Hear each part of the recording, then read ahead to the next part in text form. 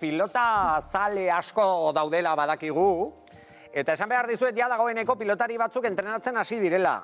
Besteak beste, Iker Irribarria. Iker, Gabon? Gabon. Gabon, enteratu naz? Ja dagoeneko frontoian egoteko aukera izan duzula, eta gainera zure etxetik oso hurbil dagoen frontoi batera joan zarela entrenatzera.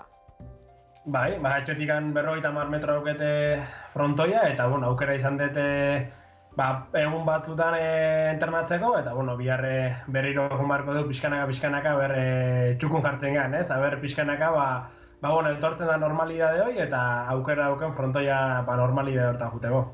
Ia 50 egun entrenatu gabe, zelakoa izan da, nolakoa izan da lehenengo entrenamendua, Iker? Txarra, ez?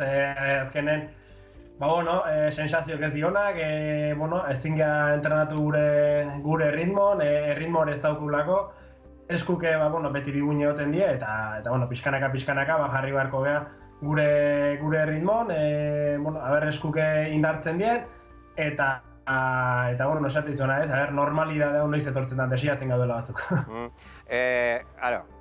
Iker, esaten normalidadea noiz bueltatuko den, ez dakigu, baina frontoietan partidak berriz ikusteko aukera noiz izango dugu, Iker. Hori da galdera. Ezin dizut esan, honek ez dakitelako, ez? Azkenen pentsa gure gainetikan, Espainiar gobernu edaula, gero telebista, enpresak, eta gu azkeneko gala, ez? Guk esan dako egingo dugu, eta gozai gaude, ez dakigu enpresak ze pentsatzen nahi dien, eta ze ideologiakin dauden, baina guk hoxe da nahi duguna. Iker, beste pelotariak ere entrenatzen hasi dira? Imaginatzen du kontaktuan izango zarela, batzuekin bentsat?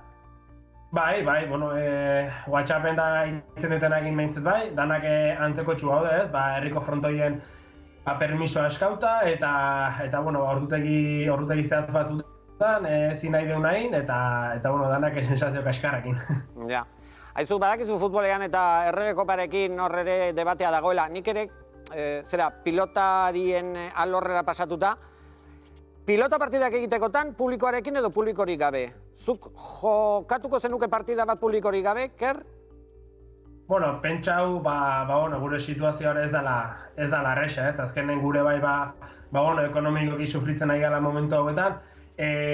Iruditzen zait baita, ETB-ek esfortzu egin behar balo eta itxeko pres baldin badau ona izango litzekela gutzako.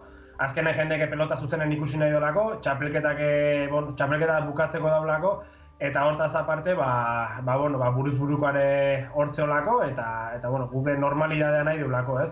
Dudik gabe, asko zen nahiago dugu frontoiak beteta ikusi, baina ez dakigun noiz aiatuko da noi.